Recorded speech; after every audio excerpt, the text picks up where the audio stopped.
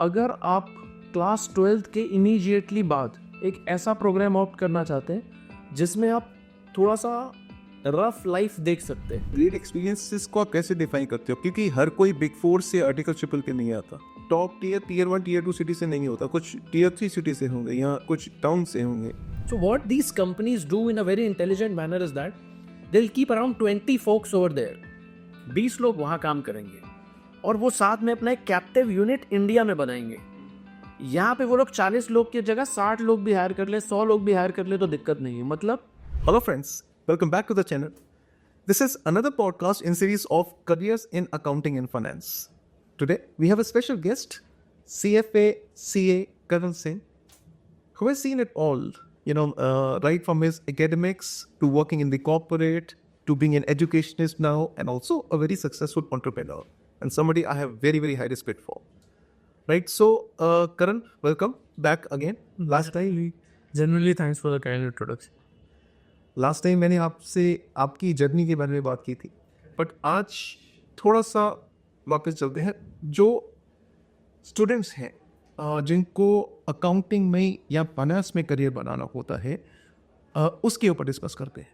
ठीक है, तो हम अलग अलग वर्टिकल्स पकड़ते हैं और उसके बाद क्या क्या करियर ट्रैजेक्टरी होनी चाहिए, let's discuss it accordingly. Sure. ठीक है, तो करण, अगर किसी को अकाउंटिंग डोमेन में अगर करियर बनाना हो तो कैसे शुरू करें? When you say accounting domain, you mean CFO track. हाँ, करेक्ट। Okay, sure. So अगर अकाउंटिंग डोमेन की बात करें तो मतलब your focus area is obviously accounts only. 3 courses है जो आप कर सकते हैं: chartered accountancy, ACCA and then CPA US, right? Do I have a specific favorite course amongst these? Probably yes, because I am myself a chartered accountant. But I'm pretty sure I won't be biased. The way I segregate it in my mind is like this. अगर आप class 12th के immediately बाद एक ऐसा programme opt करना चाहते हैं जिसमें आप थोड़ा सा रफ लाइफ देख सकते हैं, बट आपको उस प्रोग्राम को थोड़ा स्टेंजी मैनर में किफ़ायती रूप से करना है। Let's say you come from a background where you do not have a lot of meals, आपके पास पैसे बहुत कम हैं लेकिन आप एक बहुत अच्छा प्रोग्राम कर सकते हैं, तो chartered accountancy is surely one of those. In fact, it probably is the best. You cannot beat it. The ROI of chartered accountancy cannot be beaten by any course in this country. वो CA में कहावत है कि पैसे नहीं लगते हैं, जवानी पूरी लग जाती है। तो इस वजह से chartered accountancy is one programme. अगर आप जस्ट आफ्टर द ग्रेजुएशन एक कोर्स परस्यू करना चाहते हैं where you do not want the rigour of chartered accountancy but more और less similar subjects in a slightly milder way, आपकी learning कम नहीं होगी बट आप बोल रहे हो कि मुझे ऐसा how do I say this, no holds barred match नहीं चाहिए। आपको ये चाहिए कि आपका कॉलेज चलता रहे और साथ साथ में आप धीरे धीरे एग्जाम्स देते रहें एंड आप थोड़ा सा एक कॉस्टली प्रोग्राम अफोर्ड कर सकते हैं। वैन ऐसे कॉस्टली, मेरे ख्याल से आप ACCA की वीडियोस देखेंगे तो आपको थोड़ा सा बेटर पता चल जाएगा, बट चार्टर्ड अकाउंटेंसी के कंपैरिजन में श्योरली थोड़ी सी कॉस्ट ज़्यादा होगी and I have to acknowledge it. But again a programme जिसमें अकाउंट्स डोमेन या ऑडिट डोमेन में जॉब्स मिल जाती है। नेक्स्ट, अगर आपकी ग्रेजुएशन कंप्लीट हो चुकी है तो CPA might also be a very good option for you because it has just 4 exams and more और लेस साल 1.5 साल में पूरा का पूरा ये कोर्स ख़त्म किया जा सकता है। So I am telling you, if you have done any of these courses, आपको जो बेसिक फ्रेमवर्क चाहिए अकाउंट्स में वो बन गया। आपको जो बेसिक स्केलेटन चाहिए, आपको जो बेसिक रिक्वायरमेंट है कि आपकी understanding accounts and businesses in general अच्छी हो, वो बन गई है। इसके आगे का जो सफ़र है वो आपके एक्सपीरियंसेस से तय होगा। Someone who has done a chartered accountancy programme but has not had great experiences in his articleship is probably not a very good deal and simultaneously. उससे ग्रेट एक्सपीरियंसेस को आप कैसे डिफाइन करते हो? क्योंकि हर कोई बिग फोर से आर्टिकल ट्रिपल के नहीं आता। आई एम नॉट हर कोई टॉप टीयर 1 टीयर 2 सिटी से नहीं होता, कुछ टीयर 3 सिटी से होंगे या कुछ टाउन से होंगे। जिस भी फॉर्म में आपने आर्टिकलशिप किया है या इनिशियल ईयर्स ऑफ एक्सपीरियंस लिए हैं, वगैरह वहाँ अगर हाथ गंदा किया है, बहुत सारा काम खुद से किया है, बहुत मार्केट से रिलेवेंट काम किया, तो that is a good enough experience. आप बिग फोर से नहीं आते, मान लीजिए लेट्स से आप टीयर 2 सिटी, मैं खुद रायपुर से हूँ, मान लीजिए आप रायपुर में किसी फॉर्म से अगर आप आर्टिकलशिप करके अगर आप दिल्ली आए और आपने चार्टर्ड अकाउंटेंसी का एग्ज़ाम क्लियर कर लिया था, तो a good candidate probably in just his very first year will land up being in a big four. वहाँ एक्सपीरियंस फिर मिल जाएगा. बिग फोर नहीं मिलेगी, टॉप 20 सीए फर्म्स मिल जाएगी, वहाँ से फिर आप पहुँच जाएंगे वापस अपना किसी ना किसी बिग फोर में. तो मैं ये नहीं कह रहा हूँ कि एक बिग फोर का एक्सपीरियंस ही एक गुड एक्सपीरियंस है. Any experience is a good experience as long as you felt the rigour of it. आपने मार्केट में जाके हाथ गंदे किए, काम खुद से किया. हाथ से काम करना इज इम्पोर्टेंट. ऊपर से चीज़ें देख ली या कोई बस एक्सेल में चीज़ें फिल करने के लिए या कट कॉपी पेस्ट का काम मिला था, ये बकवास या वाहियात काम है. अदरवाइज किसी छोटी फर्म में काम बुरा हो रहा है ऐसा बिल्कुल नहीं है. I don't agree to this. अगर जो आपका ओरिजिनल क्वेश्चन था कि अकाउंट्स डोमेन में सीएफओ ट्रैक में जॉब कैसे मिलेगी या उसमें करियर्स किस तरीके से होते हैं, तो एकेडमिक क्वालिफिकेशंस की बात करूं तो I answered CA/ACC/CPA, right.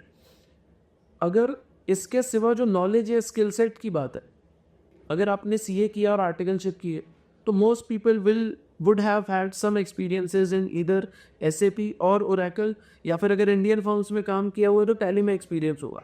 For a start that comes in handy. अगर ACCA या CPA किया हुआ तो मे बी आपके पास कोई भी एक्सपोजर नहीं रहा है in terms of your internships और articleships, but if you have decent communication skills, if you have been slightly lucky in terms of reaching out to the right employers, you will land your first job will eventually land up. एक आध साल अच्छे से काम कर ले और उसके बाद एक इंडस्ट्री में आ जाए. उसके बाद CFO ट्रैक में जाने का रास्ता पाथ बहुत सिंपल ही है. एक कंपनी में लंबे समय तक काम करना है, कंपनी से बने रहिए. कंपनी शिफ्ट करने में कोई दिक्कत नहीं है, but ultimately do not leave the industry in general. आप उसे लीव करके कुछ और करने लगेंगे तो शायद वो CFO ट्रैक मिस हो जाएगा. कंपनीज चेंज करना इज नॉट द इशू. एक और चीज़ है, in the first 3-4 years, if you are sure that you want to be a CFO and you are going for a CFO track meaning आप consulting में नहीं जाना चाहते हो, आप बिग फोर्स में नहीं जाना चाहते हो, आप किसी न किसी कंपनी में, मान लीजिए फोर्टिस में आप CFO ट्रैक में जाना चाह रहे हैं. मतलब फोर्टिस का मेन काम तो हॉस्पिटल रन करना है, आप उनके अकाउंटिंग फंक्शन में जा रहे हैं. उनका जो प्रॉफिट वाला फंक्शन है that is the health care domain, आप एक कॉस्ट फंक्शन में जा रहे हैं. If you are okay with that then no worries at all. It's just that आप शुरू के 5 साल फोकस करिए कि आप हेल्थ केयर से बाहर ना निकले. बिकॉज CFO ट्रैक में जनरली जो मेरे फ्रेंड्स का एक्सपीरियंस है वो ये है कि इंडस्ट्री रिलेवेंट एक्सपीरियंस को तवज्जो दी जाती है. मतलब मेरे जो फ्रेंड्स अपने करियर के इनिशियल 5 साल 7 सालों में जनरली 2-3 रियल एस्टेट कंपनीज में रह लिए, अब वो CFO ट्रैक पर तो है, पर वो CFO ट्रैक में एक रियल एस्टेट कंपनी में. अगर वो सोचें कि वो वहाँ छोड़ के किसी let's say food and beverages की कंपनी को, डोमिनोज को, जुबिलेंट फूडवर्क को ज्वाइन करके वहाँ CFO बनना चाहेंगे तो उनको ये जॉब शिफ्ट में बहुत ज़्यादा परेशानी होगी. Mean people might agree, people might not agree. I am saying this from my own experience, but I have seen this in multiple cases to say कि मोर और लेस आप मुझ पर भरोसा कर सकते हैं कि मैं सही कह रहा हूँ. तो इस अकाउंटिंग डोमेन में सिर्फ CFO ट्रैक के लिए सिर्फ अकाउंटिंग नहीं चाहिए, और क्या क्या स्किल्स उनको साथ ही सब उसने ऐड करने पड़ेगी? फॉर इनिशियल लेवल तो ना सिर्फ अकाउंटिंग की, मतलब ये जो मैंने 3 आपको डिग्रीज बोली, CA/ACC/CPA, for a start this should be much more than enough. When I said कि CFO ट्रैक थोड़ा सा इंडस्ट्री स्पेसिफिक हो जाता है, उसका रीज़न ही यही है कि अगर मैं 5-7 साल किसी कंपनी में किसी रियल एस्टेट की कंपनी में CFO ट्रैक पर रह चुका हूँ तो मेरी knowledge about real estate industry would have become very good. And then when I want to shift to another industry, let's say which is in healthcare, which is in education, or which is in some other domain consulting, they might not appreciate that experience because मुझे वो insights ही नहीं होंगी. तो for a start जितनी knowledge है वो सिर्फ और सिर्फ accounting basics दुरुस्त होने की requirement है. उसकी बाद की जो requirement है वो धंधा सिखाता है. वो बाहर से सीख के आप जा भी नहीं सकते और जाने की ज़रूरत भी नहीं है. तो CFO ट्रैक में अगर जाना है, अगर अकाउंट्स डोमेन में जाना है तो कोर्स क्या करना है, CA/ACC/CPA. एडिशनल कोर्सेज मेरे ख्याल से SAP या Oracle के अगर कुछ एडिशनल रिफ्रेशर कोर्सेज वगैरह कहीं से आप कर ले तो और अच्छा होगा. अगर आपने CA की आर्टिकलशिप कर रखी है तो वहाँ जितना सीखा वो इनफ होना चाहिए. डिसएडवांटेजेस मैंने कहा कि थोड़ा सा इंडस्ट्री स्पेसिफिक हो जाता है. अगर पॉजिटिव साइड की बात करूँ, अभी सुन के लोगों को लगेगा ऐसा थोड़ी ना सोचते होंगे, बट सोचते हैं. जैसे I have friends who say that they will always be be stuck to an industry purely because of two things. A, the pressure in comparison to big fours is a lot less. Because अब आप एक profit function में नहीं हो, आप एक cost function में हो, सपोर्ट फंक्शन में सपोर्ट फंक्शन में हो. तो अगर फोर्टिस की बात करूं तो फोर्टिस का मेन धंधा है मरीजों को लेके आना और उनका इलाज करना. अकाउंटेंट या सीएफओ, पोटेंशियली सीएफओ के ऊपर ये प्रेशर नहीं हो सकता कि रेवेन्यू बढ़ाओ, वो कोई सेल्स वाले के ऊपर होगा. तो इस पर्सन का काम थोड़ा सा लेस प्रेशर वाला है. एंड बिकॉज लेस प्रेशर वाला है and because it is not the profit function, इसी के साथ एक डिसएडवांटेज भी आता है कि शायद एक प्रॉफिट फंक्शन वाले, मतलब एक फोर्टिस में अगर बात करें तो the star would always be a doctor, his salary would always be a notch higher. इसी तरीके से अगर आप कंसल्टिंग में देखेंगे, बिग फोर, EYs, KPMGs, वहाँ पे जो चार्टर्ड अकाउंटेंट्स काम कर रहे हैं वो एक प्रॉफिट फंक्शन में, तो शायद जो करियर ग्रोथ उस फंक्शन में होती है वो यहाँ नहीं होगी. तो अगर यहाँ एडवांटेज की बात करूँ तो ए, लेस प्रेशर. डिसएडवांटेज की बात करूँ तो बिकॉज लेस प्रेशर तो slightly lesser salary, live with it, मोक्ष की प्राप्ति. एक और एडवांटेज की बात करूँ जो करियर के फर्स्ट फेज में बहुत टेंजिबली नहीं दिखता है बट लेटर स्टेजेस में दिखता है, वो ये है कि आपका ट्रैवल कम है. At the end of the day you are going causes जाने और वहीं से yes, you are the same peers working around you, तो कहीं ना कहीं वो थोड़ा सा कंफर्टिंग रहता है. बट मोर और less this is my sense of a CFO track role. और अगर किसी को ऑडिट में जाना हो तो when you say audit you mean statutory audit, right? Statutory audit, correct. और इसमें भी काफ़ी वर्टिकल्स हैं, इंटरनल ऑडिट भी है. अगर आप थोड़ा सा इल्यूसिडेट कर पाएँ कि इलेबोरेट कर पाएँ कि अक्रॉस ऑडिट फंक्शंस किस तरह से मेरा करियर ट्रैजेक्टरी होता है, और उसके लिए भी क्या CA/ACCA/CPA will be sufficient. Sure. तो स्टैट्यूटरी ऑडिट से ही स्टार्ट करते हैं. स्टैट्यूटरी ऑडिट की अगर बात करें ना तो मैं दो डोमेन्स में से डिवाइड करूंगा, मतलब दो स्पेसिफिक वर्क फील्ड्स में डिवाइड करूंगा. If you are working for a big four या फिर if you are doing a statutory audit job for an Indian client. And then second कि आपने स्टैट्यूटरी ऑडिट की जॉब आप इंडिया में कर रहे हो बट ये कर रहे हो किसी फॉरेन क्लाइंट के लिए. पहले फर्स्ट वाले डोमेन की बात कर लेते हैं जिसमें statutory audit in Indian context बोल रहे हैं. मैं मोर और लेस बिग फोर का एग्जांपल लेके चलूँगा बिकॉज मेरा जनरली वहाँ का एक्सपीरियंस रहा. ये जो भी मैं यहाँ पे डिस्कशन करूँगा मोर और लेस हर इंडियन स्टैट्यूटरी ऑडिट प्रैक्टिस पे अप्लाई हो जाएगा. अगर आप इंडियन स्टैट्यूटरी ऑडिट जॉब करना चाहते हैं, मतलब कि अकाउंटेंट साहब, जिसकी पिछले डोमेन में बात की थी, अकाउंटेंट साहब या CFO ने कंपनी के अकाउंट्स बनाए, खाते तैयार किए और बोला हाँ जी पिछले साल का X सेल्स था, X प्रॉफिट था, X कैश फ्लो था, उन्होंने खाते बना के रेडी कर दिए, मुनीमगिरी किए, उन्होंने अकाउंट्स बना दिए. तो अब उसे चेक करने के लिए, for lack of a better word, बहुत मैक्रो लेवल पे बोल रहा हूँ कि उसे चेक करने के लिए या फिर to certify that whatever is written in those accounts it's not off, it's not wrong, ये काम चेक करने के लिए एक इंडिपेंडेंट पर्सन को अपॉइंट किया जाता है. इस पर्सन को ऑडिटर कह रहे हैं, statutory auditor. Why statutory auditor? Because a, he is auditing, so he is checking for the auditor. The word statutory comes because of the fact that this power has been given to the auditor because of a statute, because of a law. तो law ने बोला कि एक checker को appoint करो कि वो account को चेक करे. तो लॉ ने बोला तो स्टैट्यूटरी, चेकर को बुलाया इसीलिए वो ऑडिटर, तो स्टैट्यूटरी ऑडिटर फंक्शन हुआ. स्टैट्यूटरी ऑडिटर इंडियन कंडीशंस में जो बंदा साइन करेगा he has to be a chartered accountant, an Indian chartered accountant period. क्या इस इंडियन चार्टर्ड अकाउंटेंट की टीम में कोई ACCA, कोई CPA भी काम कर सकता है? हाँ. क्या ACCA और CPA अपॉइंट भी होते हैं? हाँ. क्या CA भी अपॉइंट होते हैं? हाँ. तो to answer your question in a more simple manner, finally जो साइनिंग अथॉरिटी होगी वो इंडियन चार्टर्ड अकाउंटेंट की होगी, बट उनकी टीम में CA/ACCA/CPA तीनों के तीनों काम कर लेते. तो अगर कोई ACCA हो या CPA हो, उसको अगर आगे ग्रो करना हो, उसको भी अगर उस लेवल पहुंच जाए कि वो साइन कर सकता है, तो वो साइन कर पाएगा या नहीं कर पाएगा? इंडियन कंडीशंस में नहीं कर पाएगा. He will not sign it. ठीक. Ultimately he will not be the person who, अगर उस कैंडिडेचर के पास अगर साइनिंग अथॉरिटी ही नहीं है तो कहीं ना कहीं पर काफ़ी बड़ा डिसएडवांटेज है एज कम्पेयर.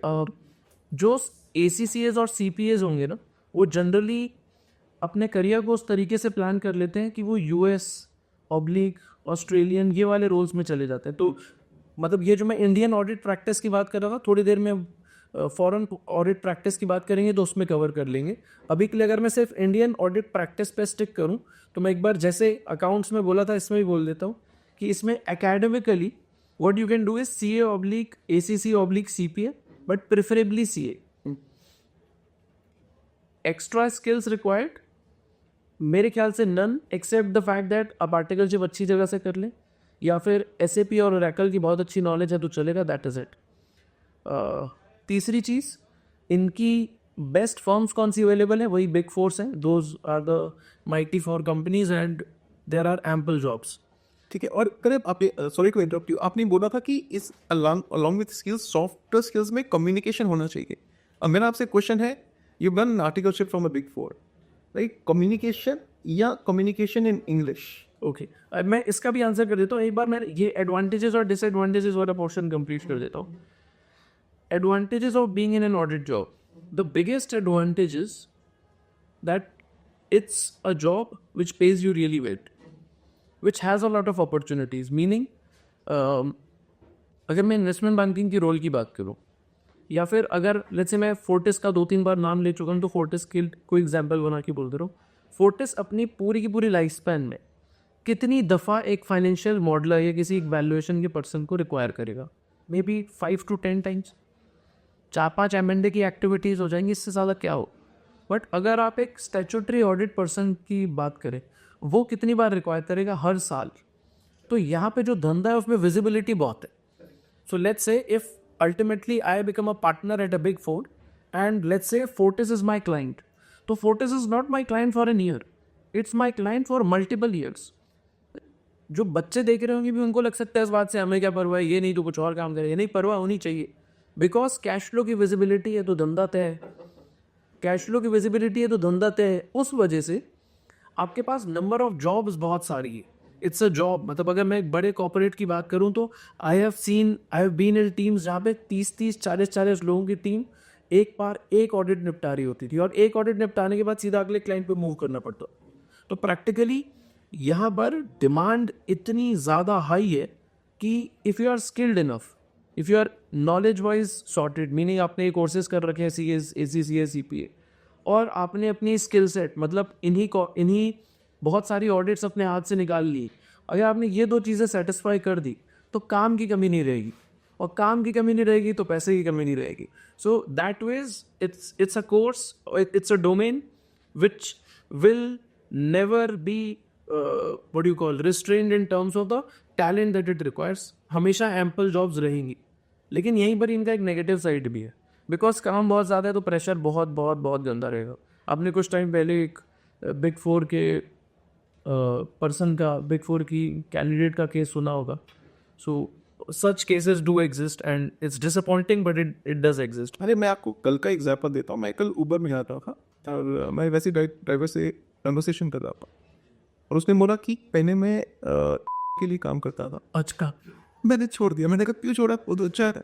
यह था कि हर बार मैं किसी पार्टनर के लिए काम करता था और उनकी रात को मीटिंग 2-2:30-3 बजे खत्म होती थी. मुझे वहीं पर रहना पड़ता था जब तक उनका काम नहीं खत्म हो जाता. यस. वो आए, उसका कहता कि मेरा वर्क लाइफ बैलेंस खराब हो गया इसलिए मैंने वो छोड़ दी जॉब. सो वो तो ड्राइवर की बात है. जस्ट इमेजिन जो लोग वहाँ पे काम करते हैं. So to add to this, I can't count the number of times that I would have come back to my home at around 6 in the morning.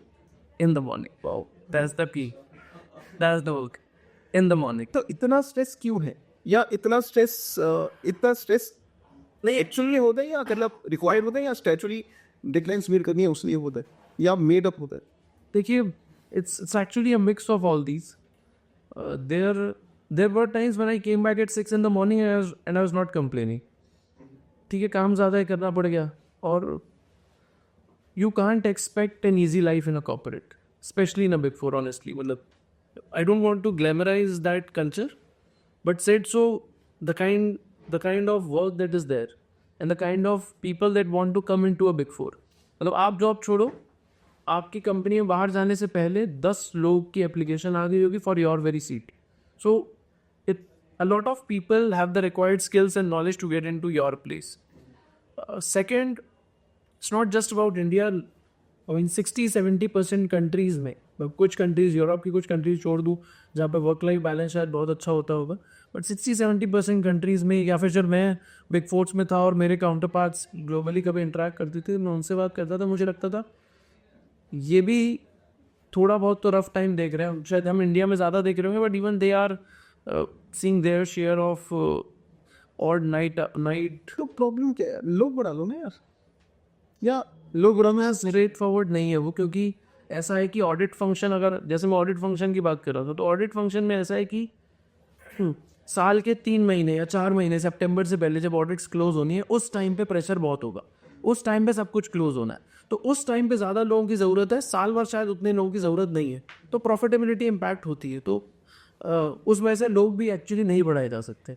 दूसरा, लोग बुराई कर देते हैं कंपनीज की भी, but I am telling you कुछ, and I'm sure I'll receive a lot of wrath from people, but I still say it because I've seen it in person.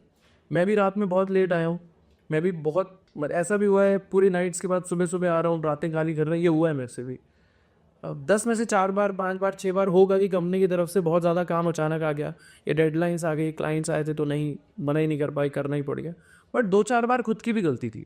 ऐसा भी था कि सुबह लेट पहुँचा हूँ, या जो काम जितनी एफिशिएंटली सुबह करना था वो नहीं कर पाए, या टीम में किसी से कुछ मिस्टेक हो गया, या टीम में कोई नहीं आया, तो you have to stand up for that. तो ऐसा नहीं है कि कोई जान के आपको परेशान करने के लिए कर रहा है, हो सकता है कुछ केसेस में होता भी हो, not questioning that, but at the end of the day, if you are going for a high pressure job like statutory audit,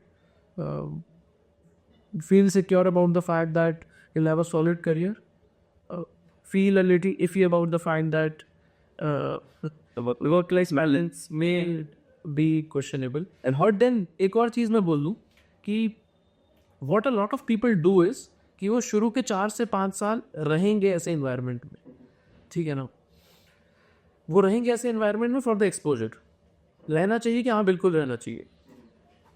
What I'm trying to say is that जब तक आपकी मैरिज नहीं हुई है, जब तक आप you are slightly young, you are in the first phase of your career, you can take a few hits.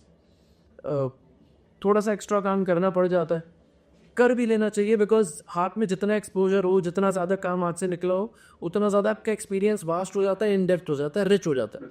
तो जनरली लोग क्या करते हैं इन बिग फोर्स में, जो मैं अगला पॉइंट वैसे भी कवर करने वाला था, that the advantages of working in a statutory audit job in a big four is you are in a job जहाँ पे नंबर ऑफ ओपन पोजीशंस रहेंगी, तो यू कैन ईजिली स्विच। आप 2 साल एक कंपनी में रहे, आपको लगता है कि मेरे को मेरी कंपनी 3 साल में मैनेजर बनाएगी, आपको सिर्फ 1.5 साल हुए, कुछ नहीं होता, आप बाहर जाके एक बार ट्राई करो दूसरी जॉब के लिए, आपको 1.5 साल में कोई मैनेजर ऑफर कर देगा। अच्छा, तो इनऑर्गेनिक ग्रोथ ज़्यादा अच्छी रहती है? बिल्कुल रहती है, and you don't have to feel bad about the fact कि आपने ऐसा किया। You have not cheated your organisation, you have done something which was better for you. मान लीजिए आप EY में हैं, EY 3 साल में आपको मैनेजर बनाने वाली है, और आपके सिर्फ 1-1.5 साल हुए हैं, और आपको मान लीजिए KPMG मैनेजरियल पोजीशन ऑफर कर रही है। क्या करना चाहिए? ले लेना चाहिए। EY से प्यार है तो फिर 2 साल लगा के वापस आ जाना, EY में क्या दिक्कत है? सेम मैनेजर रही, you are not working for EY, you are working for a manager, you are working with a team. और कई बार ऐसा है कि पूरी टीम उठ के नहीं, वो भी चली जाती है, लेकिन नहीं भी जा रही है तो भी आप चाह के फिर वापस आ सकते हो सकता है आपने 4 साल में 6 साल का सफर पूरा कर लिया, दैट्स ग्रोथ। और क्या होगा? एक और बात है, A, ample number of jobs, B, good salaries, C, अगर आपने यहाँ 4-5 साल लगा लिए तो आप CFO ट्रैक में जा सकते हो। लेट्स से अगर मैंने 4 साल EY में रह के या KPMG में रह के जनरली जो क्लाइंट्स किए वो रियल एस्टेट के किए, तो मेरे जो रियल एस्टेट के क्लाइंट्स होंगे जिनके साथ मैं साल में 3 महीने 4 महीने ऑडिट का काम कर रहा था, इन्हीं में से कोई ना कोई क्लाइंट मुझे ऑफर देगा which will be probably 50-60-70% higher than my current CTC, and even that is organic. मैं वैसे ही 4 महीने उनके साथ काम कर रहा था, साल और उनके साथ काम करना, मुझे CV भी नहीं बनाना पड़ेगा। कितना बड़ा एडवांटेज है। आप एक इंटरव्यू में जाओ जो इंटरव्यू नहीं है, जो प्रैक्टिकली एक डिस्कशन है, जहाँ पे they are not questioning what you know, वो आपसे क्वेश्चंस नहीं पूछ रहे, वो आपसे ये पूछ रहे हैं, मतलब क्वेश्चन तो पूछ रहे हैं बट वो ये नहीं पूछ रहे हैं कि आप क्या जानते हैं, वो ये पूछें कि पैसे कितने लोगे यार, किस नंबर पे आप कंफर्टेबल हो गए हमें ज्वाइन करने के लिए। ये कितना अच्छा कॉन्वर्सेशन हुआ, योर करियर इज सॉर्टेड। अगर आपको CV बनाए बिना जॉब मिल रही है, you have done something right in your career, तो that's the way to go. And how about internal audit? Internal audit roles okay, internal audit के ऊपर भी डिटेल में बात कर लेते हैं एक बार। जो पढ़ाई रिक्वायर्ड है CA/ACC/CPA।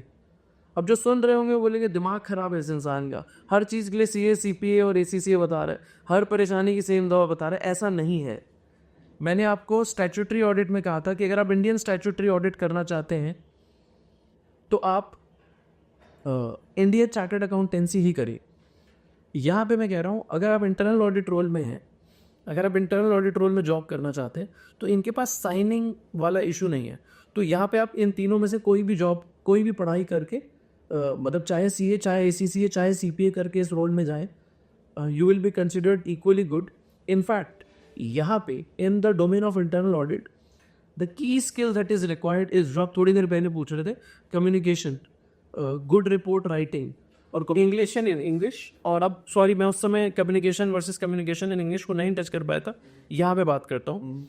इंटरनल ऑडिट में first of all internal auditor करता क्या है वो बता दे रहा हूँ। इंटरनल ऑडिटर का काम है मेनली इंटरनल कंट्रोल्स पर कमेंट करने का। स्टैट्यूटरी ऑडिटर ये बोल रहा था कि जो अकाउंटेंट ने किताबें बनाई है, जो बुक्स बनाई है, वो ठीक है या नहीं। ठीक है तो साइन मार के दो कि हाँ जी अकाउंटेंट साहब ने काम ठीक किया, सब करेक्ट है।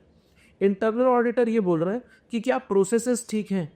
मतलब स्टैट्यूटरी ऑडिटर, अकाउंटेंट पर इंटरनल ऑडिटर, तीनों का काम मैं आपको एक एग्जांपल से बताता हूँ।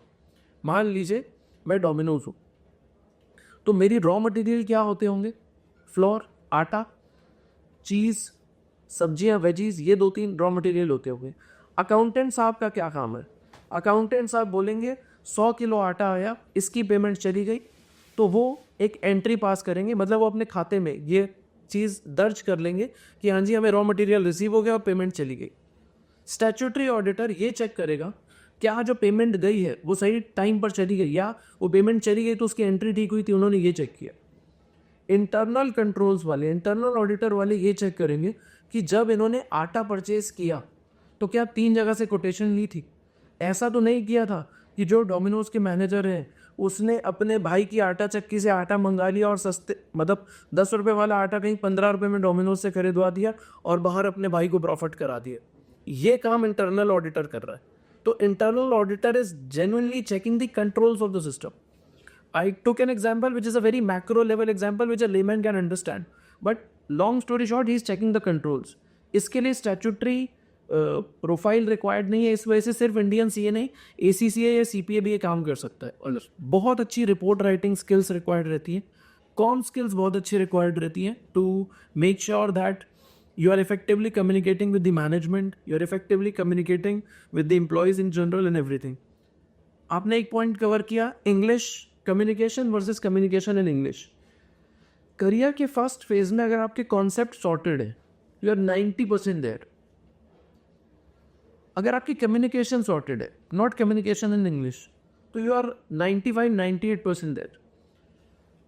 जैसा इंडियन जॉब्स का हाल है, क्या बिग फोर्स में ऐसे किसी पर्सन को प्रेफरेंस दी जाती है जो इंग्लिश बहुत अच्छी बोल रहा हो? हाँ, यस, श्योरली ये प्रेफरेंस दी जाती है। Would someone who is having impeccable accounting knowledge, very good conceptual skills and very good communication, समझा पाता है अपनी बात को पर इंग्लिश में नहीं समझा पाता, क्या उस पर्सन को भी हायर कर लिया जाएगा? यस। मतलब इंग्लिश नहीं आना डील ब्रेकर नहीं बनेगा। इंग्लिश आती होती तो शायद थोड़े से ब्राउनी पॉइंट्स ऐड हो जाते। मतलब I know people, I know managers who are very much biased towards a person who knows English, who has very good soft skills, and someone who is not very well spoken in English, उसको शायद वो reject भी कर देंगे। But अगर आप 10 jobs के लिए अप्लाई करोगे तो 5 जगह रिजेक्ट हो जाओगे, 5 में सिलेक्ट भी हो जाओ, 5 में वो इंग्लिश डील ब्रेकर नहीं बनेगा। तो अगर आप एक Tier 2, Tier 3 या फिर Tier 1 सिटी से भी आते हैं और थोड़ा बहुत इंग्लिश में प्रॉब्लम है तो चल जाएगी दोस्त। आप अपनी कॉन्सेप्चुअल स्किल्स पर काम करें। इन जनरल जो बोलते हैं उसे लाउड एंड क्लियर बोलिए। एक छोटा सा एनेक्डोट है, ज़रूर बताने में इंटरेस्टेड हूँ मैं। I had a friend of mine. He had a very inspiring story. He might be watching this podcast as well. I won't name him, at least as of now. This person had cleared his chartered accountancy exams in first attempt. Bihar से थे ये।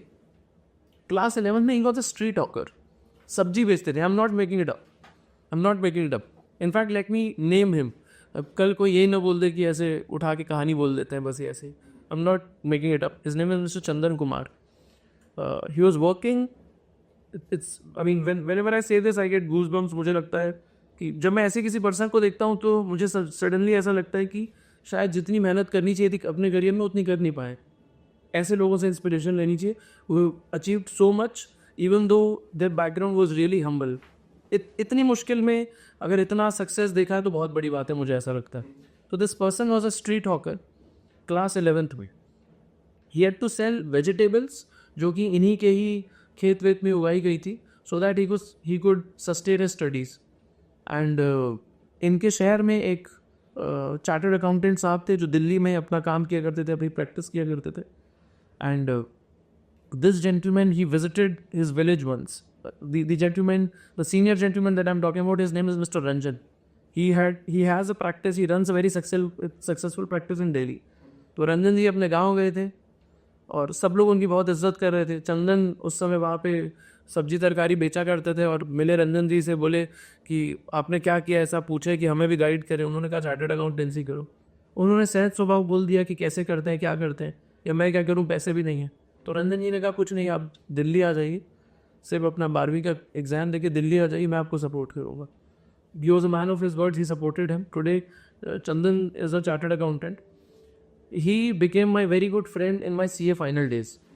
And उनका CA final attempt मेरे से पहले था. He had impeccable marks. मतलब मेरे ख्याल से he had scored about 70% in his CA finals and still missed out on a rank. Sure. 65 होंगे, 70 होंगे, बट बहुत अमेजिंग मार्क्स थे. Missed out on a rank. And करीब 15 से 20 इंटरव्यू दे चुके थे, सब में रिजेक्ट ही हो रहे थे. घर आते थे, मेरी बात होती थी तो मुझे कहते थे करण भाई आपका सही है, इंग्लिश बोल लेते हो, बातें अच्छे से कर लेते हो. हमको तो कोई इंट्रोडक्शन, जैसे he told me a case जब CA कैंपस में उनको इंट्रोडक्शन देने के लिए बोला गया, एक कंपनी सिलेक्ट हुआ, उन्होंने अपना इंट्रोडक्शन दिया कि इंग्लिश में ही बोला, चंदन कुमार नाम है, फलाना डिपकाना, अपने बारे में बताया सारा कुछ. एंड 8 लोगों से इंटरव्यू लिया गया था. 8 में से 7 को आगे भेज दिया गया. इनको बोल दिया गया कि आप जाइए. वो मुझे आके घर पे बहुत ही हंसते हुए बता रहे थे, बोले करण भैया सिलेक्ट कहाँ से होंगे जब उनको नाम ही नहीं अच्छा लग रहा है, तो इंट्रोडक्शन से उनके रिजेक्ट कर दे रहे, और क्या हुआ. He had communication issues. He got selected for an interview in Deloitte. And उसके एक दिन पहले he had visited me. He told me कि कल डेलॉइट में इंटरव्यू है, but I am not expecting a great thing. मुझे आंसर आते हैं, स्टैट ऑडिट आता है, बट मुझे फिर भी डाउट है क्या होगा मेरा. तो मैंने उनसे पूछा क्या बताते हो वहाँ जाके. तो उनसे कोई पूछता है tell me about yourself this that. तो इसे बता देता हूँ कि बिहार से हूँ, 11th 12 मतलब 12th में इतने परसेंट थे, CA में इतने परसेंट है, और ऐसी चीज़ें बता देता हूँ. तो मैंने कहा यार ये चीज़ तो CV से भी दिख जाती है. Tell them about your story, be honest to them, bare it all. Tell them that you are a street hawker in class 11th. Tell them that तुम वहाँ से उठ के यहाँ तक पहुँचे हो. And tell them that you don't feel very confident in English, but then also tell them the fact that अगर मैं विदाउट एनी फॉर्मल सपोर्ट सब्जी बेचने वाले से चार्टर्ड अकाउंटेंसी तक पहुँच सकता हूँ, तो आपके 1 साल में अगर मैं आपकी फर्म में रहता हूँ और मुझे सिर्फ इतना सपोर्ट मिल जाए कि मैं काम अच्छा कर रहा रहूँगा, बस मुझे 1 साल के लिए एक्सपोजर मिल जाए, तो मैं 1 साल में अंग्रेज़ी वाला परेशानी भी दूर कर ही दूंगा. And he was selected in that job. He was there for 3 years and then now he's working for an Australian firm. For last 3 years he has not sat in a train. He travels only by flight. Most of his what do you call personal travels जो घूमने फिरने के लिए जाते हैं, those are not in India. वो सिर्फ और सिर्फ इंटरनेशनल ट्रैवल होती है. तो that's how education changes people. Very nice. तो बहुत अच्छा है यार, ये बहुत ही अच्छा है. And Karan this is so inspiring कि अगर मेहनत करते जाएंगे तो रास्ते अपने आप खुलते हैं. करेक्ट. इंटरनल ऑडिट का जो डिस्कशन कर रहे थे उसको क्लोज कर लेते हैं. इंटरनल ऑडिट में education wise CA/ACCA/CPA, other skills required I don't think a lot. Good report writing would definitely come in handy. SAP/Oracle यहाँ पे भी अगर आता होगा तो बहुत अच्छी बात है. Advantages, a big time advantage is that because you are working on the internal control, तो आपको धंधा बहुत इन डेप्थ समझ आता है. That is a big time advantage. Pain points, generally अगर आप पे पैकेजेस देखेंगे तो स्टैट्यूटरी ऑडिट से एटलीस्ट 20% कम है, 20 to 30% कम है. Per hour rate, charge out rate जिसे कहा जाता है बिग फोर्स में, वो बिग फोर्स का lowest charge out rate internal audit department से है। हाँ, अगर आप इंटरनल ऑडिट डिपार्टमेंट में 4-5 साल जॉब कर ले तो यहाँ से दूसरे डोमेन्स लाइक कंपनी में अगेन वो CFO ट्रैक वगैरह ओपन हो जाता है। सेकंड, फॉरेंसिक ऑडिट टाइप के भी रोल्स ओपन हो जाते हैं। तो यहाँ से भी मूवमेंट कुछ दूसरे डोमेन्स में आसान है, बहुत मुश्किल नहीं है। तो ठीक है, बहुत अच्छे से समझ में आया। आई एम श्योर हम सब यूएस को भी समझ में आने होगा। लेकिन मुझे एक क्वेरी है जो भी हमारी डिस्कशन से निकल के आया, जो इंटरनल ऑडिट की डोमेन्स है, शायद CPA या ACCA वाला पर्सन उसी डोमेन में जा सकता है, बिकॉज स्टैचुटरी तो आपने बोला कि वो स्टैम्प नहीं कर सकता है। अच्छा, okay, sorry, I should have clarified better. तो हमने जब चर्चा स्टार्ट की थी तो आई सेड अकाउंटिंग फंक्शन में CA/CPA/ACCA तीनों जा सकता है और फाइनल पोजीशन मतलब CFO तक भी जा सकता है। तो अ CPA और एन ACCA कैंडिडेट और अ CPA और an ACCA degree holder can become CFO, can go to a CTO role as well. तो इंडस्ट्री फंक्शन में तो वो जा ही सकते हैं कहीं पे भी, उसकी कोई दिक्कत है नहीं। उसके बाद हमने 2 रोल्स की और बात की थी, एक था स्टैट्यूटरी ऑडिट और इंटरनल ऑडिट। इंटरनल ऑडिट में भी जा सकता है, वो मैंने बहुत अच्छे से क्लैरिफाई किया था। स्टैट्यूटरी ऑडिट में I was saying that Indian statutory functions के लिए, इंडियन स्टैट्यूटरी ऑडिट फंक्शंस के लिए साइनिंग अथॉरिटी, स्टैंपिंग अथॉरिटी सिर्फ इंडियन चार्टर्ड अकाउंटेंट के पास है। CPA/ACCA ये काम नहीं कर सकते। आई शुड हैव क्लैरिफाइड, मतलब मैं सेकेंड हाफ बात करने वाला था बट हम लोग ऑर्गेनिकली फ्लो में आगे निकल गए तो मैं ये चर्चा करना भूल गया। What happens is that India में ही अगर मैं जैसे डेलॉइट की बात करूँ तो Deloitte came out with a report wherein they are saying that by 2030 20% of their global workforce will shift to India. Let me explain what I am trying to say. अगर आप audit, statutory audit function में जाना चाहते हैं तो आपके पास 2 choices है। पहला, आप एक इंडियन फॉर्म में जॉब करें, मतलब KPMG में जॉब किया, KPMG इंडिया में जॉब किया। KPMG इंडिया में आपके सारे क्लाइंट्स इंडिया वाले हुए, इसमें सिर्फ CA को ज़्यादा इज्जत या ज़्यादा काम मिलेगा, ज़्यादा स्टैंपिंग अथॉरिटी आगे चल के मिलेगी, तो he has more power over है। वहीं एक दूसरा फंक्शन है, KPMG जैसे इंडिया है वैसे ही there is an Indian company called KGS, KPMG global shared services. Yes, तो KPMG ग्लोबल शेयर्ड सॉल्यूशंस में क्या हो रहा है कि एक कंपनी है KPMG US से, वहाँ पे बहुत सारा काम है उनके पास। वहाँ पे वो कोक का ऑडिट कर रहे होंगे, पेप्सी का ऑडिट कर रहे होंगे, वहाँ पे वो वोडाफोन होल्डिंग वाली कंपनी का ऑडिट कर रहे होंगे, वहाँ वो एप्पल का ऑडिट कर रहे होंगे, गूगल का ऑडिट कर रहे होंगे। अब वहाँ पे उन्हें अगर ऑडिट करने के लिए 60 लोगों की टीम रिक्वायर्ड है, तो these companies understand the fact that अगर वो 60 लोग अमेरिका से हायर हो रहे हैं तो उन पर्सनस की सैलरी बहुत ज़्यादा हाई हो जाएगी और उस वजह से उनका जो ओवरऑल कॉस्ट होगा वो बहुत हाई होगा। So what these companies do in a very intelligent manner is that they will keep around 20 folks over there. 20 लोग वहाँ काम करेंगे और वो साथ में अपना एक कैप्टिव यूनिट इंडिया में बनाएंगे।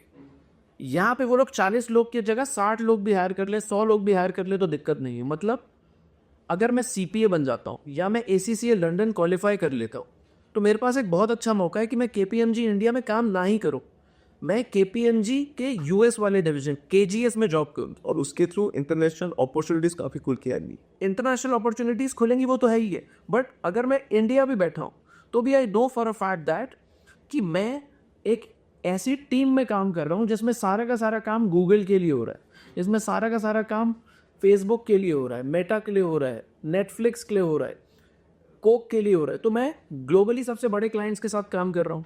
सेकेंड, जैसा आपने बोला, इंटरनेशनल अपॉर्चुनिटीज़ ओपन हो रही है। तो जैसे ही मैंने 3-4-5 साल काम किया इन्हीं के दुबई ऑफिसेज में, मुझे हो सकता है प्लेसमेंट मिल जाए, हो सकता है कुछ ऑन साइट अपॉर्चुनिटीज़ के लिए मैं US चला जाऊँ।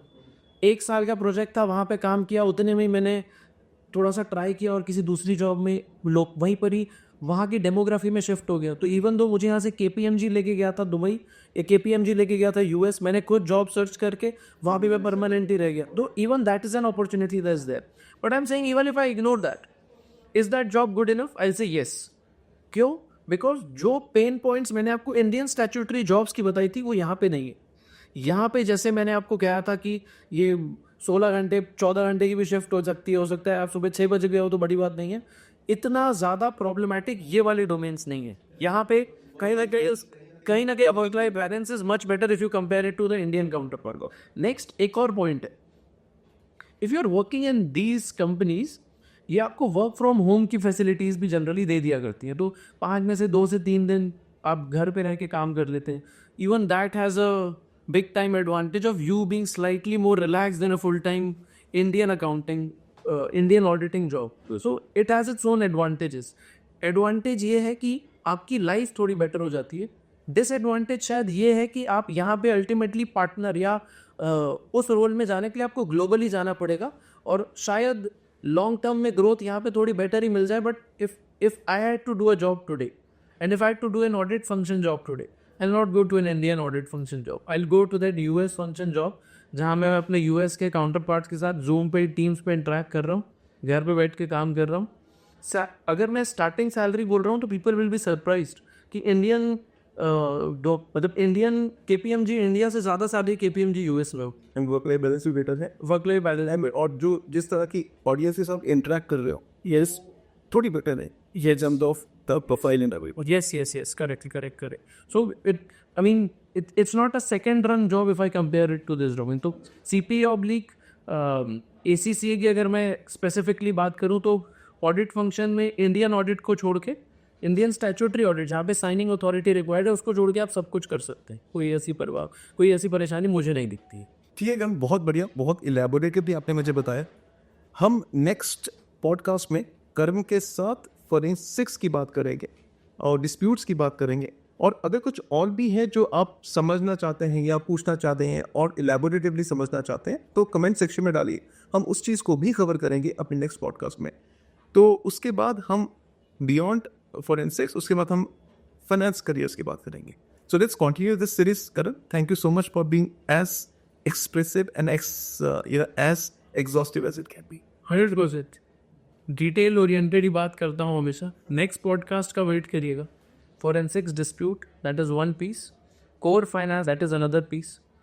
बाकी आप जो भी बोलेंगे that will also be served. मिलते हैं नेक्स्ट पॉडकास्ट में. Thanks a lot. Take care. Bye.